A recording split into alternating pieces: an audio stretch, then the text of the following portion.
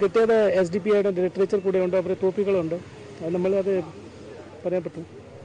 SDPI NDF അതാണ് ഇതിൻ്റെ signals ഇപ്പോൾ കിട്ടിയത്. ബാക്കി നമ്മൾ നോക്കിയിട്ട് പറയാം.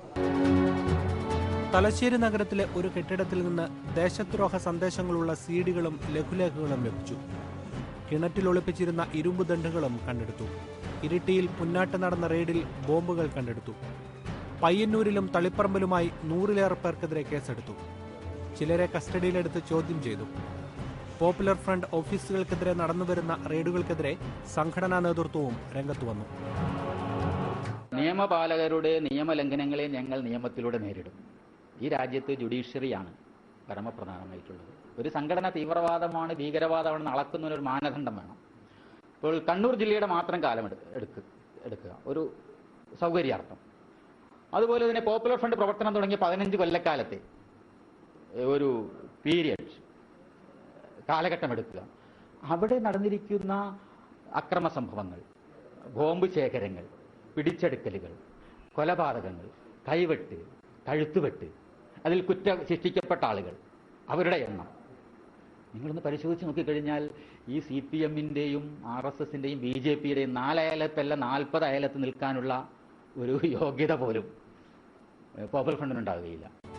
പരിശോധനകൾ ഒരു വശത്ത് മുന്നേറുമ്പോൾ തീവ്രവാദ സ്വഭാവമുള്ള സംഭവങ്ങൾ ആവർത്തിക്കപ്പെട്ടു.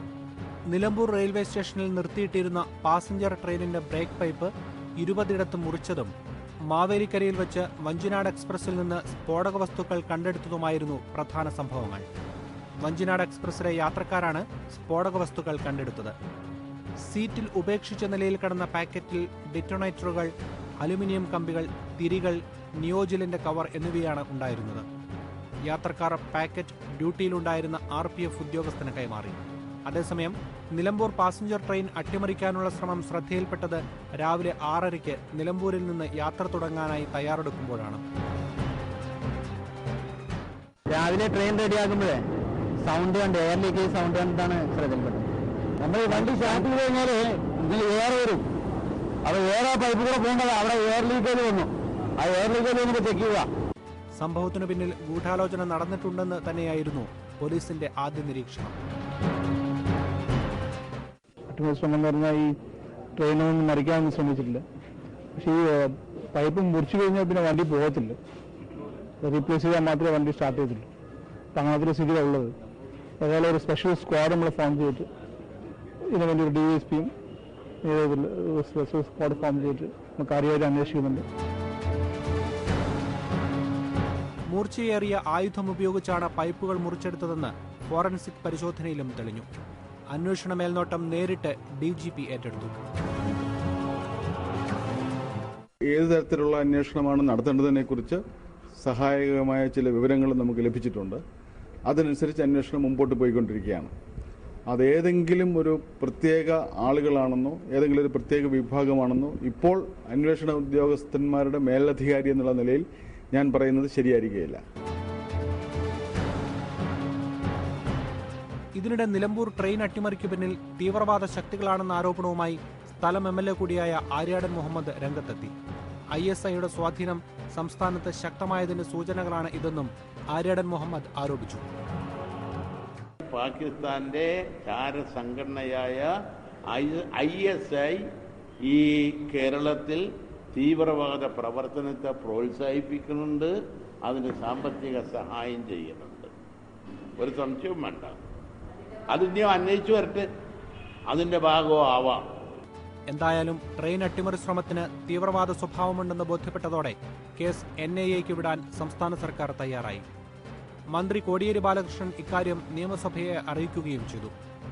എന്നാൽ കേസ് NIA അന്വേഷിക്കേണ്ട സാഹചര്യമില്ലെന്നായിരുന്നു നിലമ്പൂർ സന്ദർശിച്ച കേന്ദ്ര ആഭ്യന്തര സഹമന്ത്രി മുല്ലപ്പള്ളി രാമചന്ദ്രന്റെ നിലപാട്.